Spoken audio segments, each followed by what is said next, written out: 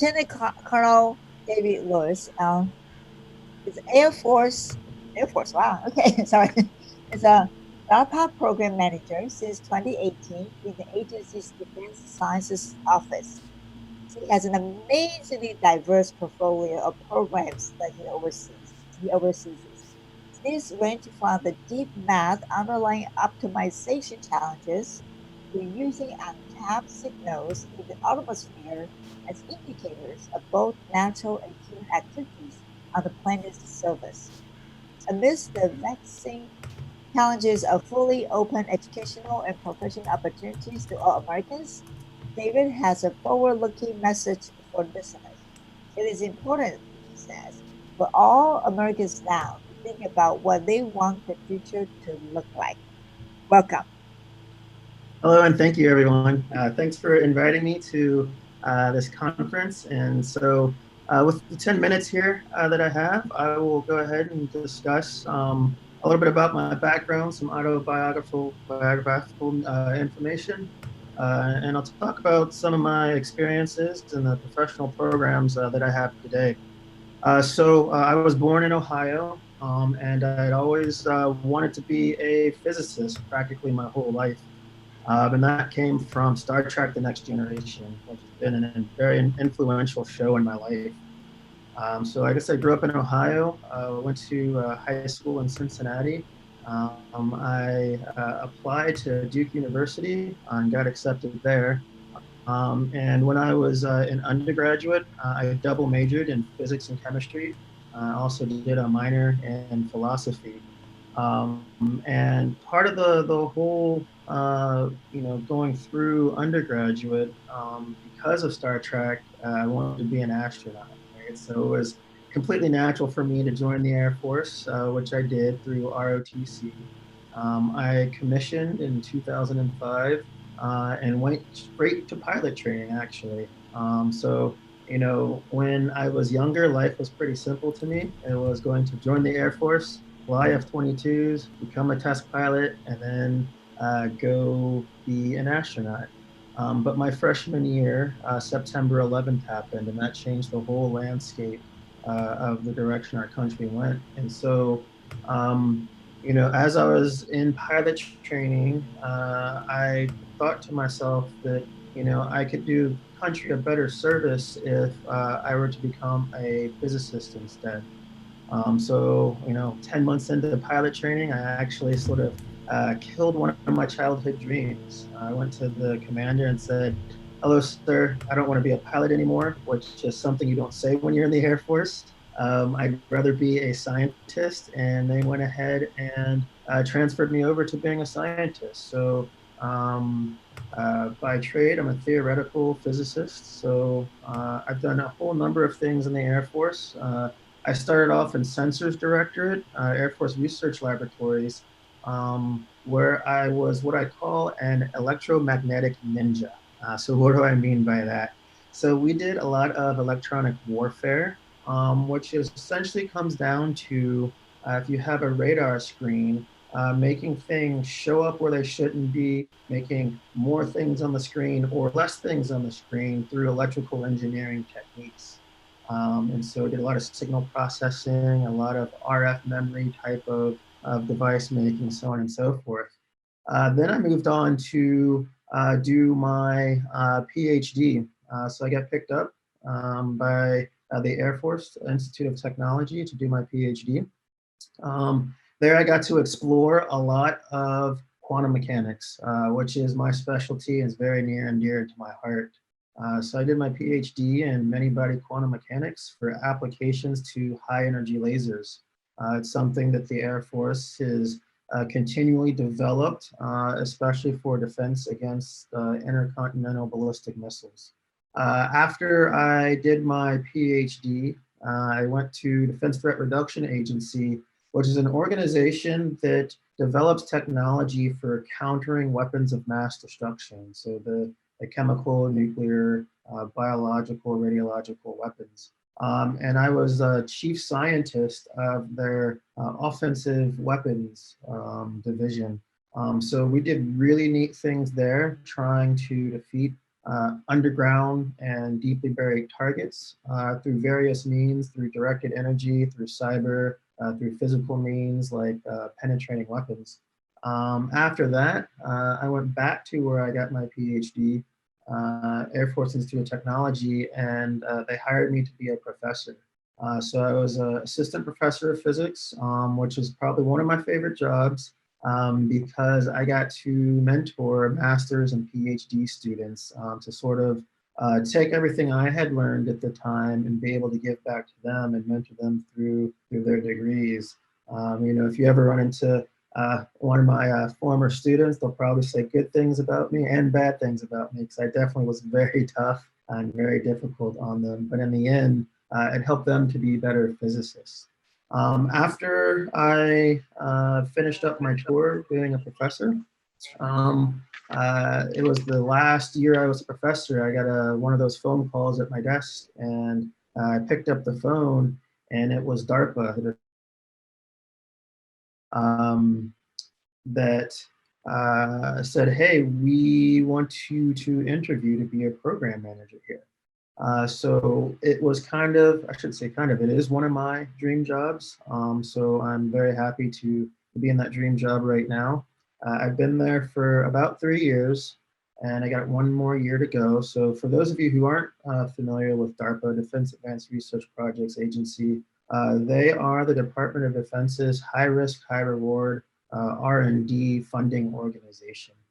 So DARPA was stood up in 1954. And that's when the Russians launched their satellite called Sputnik. And at the time, that was considered, from a strategic standpoint, from a U.S. strategic standpoint, we were, proverbially, caught with our pants down, if you will. This was sort of at the height of the Cold War, and we had another nation state demonstrate a capability that we had no counter against. And so the administration at the time said, we never want that to happen again. So they stood up DARPA. Also of note, it was the same year that NASA was stood up too. So our whole mission at DARPA is to create or prevent strategic surprise. And so some of the things that DARPA is famous for would be the internet, GPS satellites, automated and automatic cars. We help with stealth technology and microchips. And some of the big pushes that we're doing today really is that next generation artificial intelligence. So as a physicist in our defense science office, we really are supposed to be those forward-looking scouts to really try and find where the next potential breakthrough is going to be that will help enable the continued success that our country has had and standing up democracy and standing up freedom. So some of the programs that I have right now, I have a big portfolio in space and atmospheric sciences where we're trying to predict and forecast ionospheric phenomena. So that's the part of the atmosphere that's been ionized by the sun during the daytime.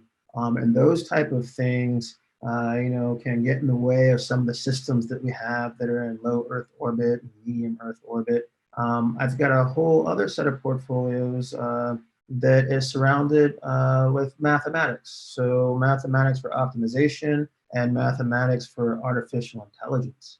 One of the things that we're really pushing on right now is developing what we call third wave AI. That's artificial intelligence that is contextual and is a partner with humans versus being a tool. So the Siris and the Google Assistants that we have in our phones right now, that's considered second wave AI. It's really based on a lot of statistical mathematics and big data. But what we're pushing to is this third wave AI where you don't need a lot of data. The AI is contextual. It sort of understands what you're doing, what you want, and can work as a team member. So I've got programs there about how can we take oft used or new mathematics and combine them with sort of brain inspired techniques so we can try and develop this type of capability. And then the last program that I have, portfolio I should say, is really looking at, as Charles has shown here, how can we think about utilizing and understanding the quantum vacuum, like a quantum background? Can we extract energy from it? Can we use it as a transducer? And can that bring about some new technologies that can help solve some of the problems that we not only see today, but problems that we project are coming from the future? So that's just sort of a broad overview of all the technologies that I've been in, all the technologies and science that I've tried to develop myself. But trying to put myself in your shoes, I remember being back in high school and undergraduate, and some of the things I've learned over the years is there's nothing that can make up for hard work and persistence. I think one of the big things that I try and educate or try and tell young students is that failure is okay. Failure is where you learn the most. I kind of go back to that Batman quote. I was like, Master Wayne, why do we fall? So you can, pick yourself and get back up again. So, you've got to have that sort of fearless nature to really try and push that bubble to make your own dent in the universe, as Steve Jobs once said. But you have to realize and recognize that you're going to fail. But you should embrace that failure. And one of the things that I like to say is because people, they sort of have this perception of me as a DARPA program manager and that I know everything, et cetera. I wish I knew everything. I do question a lot, so asking questions and being curious is a good thing. But I actually failed my first qualifier examinations, which is the set of exams that you take to continue on in your PhD program. And that was probably the biggest learning event that ever happened to me. And I'm very thankful for my professors at the time who failed me. After they failed me, they said, we know you can do better. So you've got 1 month to get your acting gear and come back. And so, that was kind of a wake up call. And I was very happy that did happen, because when I took my qualifiers again, they said it was the best qualifiers they had seen in several decades. So with that, I think my time's about 10 minutes, and I'll go ahead and take questions. I'm excited because we have quite a few questions for you. So I want to make sure that our students get their questions answered. There are two questions that's about AI. So some students, of course, ask if you worry about AI. And then another question is, how do you predict third AI will be used in public? First, will you worry about AI take over what humans do? And then the more secondary question is, when do you predict third AI will be used in public? Right. So, artificial intelligence, it's been in the popular press, popular movies, et cetera. And some of the fear that's surrounding artificial intelligence, if you will, is that it's going to take over doing things that we as humans already do. I like to push back against that idea with sort of looking throughout history. At one point in our human history, we were all farmers, right? And so once we developed tools that could help us farm, like tractors, right? There was a big fear at the time that the whole host of farmers, they're going to get replaced by technology. But what happened though? So what we wound up doing is we as humans, we changed what we did. We changed what we went after. So you saw a whole host of the farmer community, if you will, start to become engineers and electrical engineers. So they could work on this new technology. And so the jobs never went away, if you will. They just sort of transferred. And I think that's what's going to happen with this AI revolution that we're under right now, is that, artificial intelligence will help us do those things that humans aren't good at. But I don't think we'll ever get to the point where you have a general artificial intelligence that's going to replace a human. I think that's, it makes for good Hollywood. And I do like that sci-fi and I do like those movies. But I think once we bring about third wave AI, it's going to help us be even more human, because we'll have more time to spend on those things that make us uniquely human. Very good. And the next question actually is a very good question from the student. What is life like as a physicist? Do you walk around nature and think about the universe, or do you apply it in an engineering job? So the answer is both of those. So one of the things that there are many popular physicists who've come before me. So you'll hear me echo some of their phrases. But I am constantly always looking up, looking at the universe, thinking about the large scale structure, asking some of those big questions like what is matter? What is energy? Why are we here? Type of thing. I think it's important to have that grand, big view, to always be thinking. But when it comes down to what I do every day as a physicist in the nitty gritty, right now being a program manager, my job really is to manage R&D portfolios. And so what I do is I think about bringing together multiple disciplines to create a technology that could be groundbreaking or revolutionary. So this requires talking to a lot of people. It requires reading a lot of books, reading a lot of things from subject matter experts, talking to subject matter experts, and then taking those ideas combined with my own and trying to apply them to solve not only the problems the DoD has today, but what do we think are going to be the problems 5 years from now, 10 years from now, 20 years from now, so we can start thinking about investing in those capabilities and those technologies. Very good. And one last question, and we probably only have less than a minute left. What do people say when they hear that you have a PhD in quantum mechanics and you are a theoretical physicist? Yeah, so depending who it is, sometimes their eyes cross and they say, "What is that?" And then other times, people will approach me and say, "Hey, I've got this idea. I've thought about this." And sometimes it's a little bit out there on the fringe, if you will. But I think a lot of times I get curiosity. They kind of ask me, well, like, what do you do with that?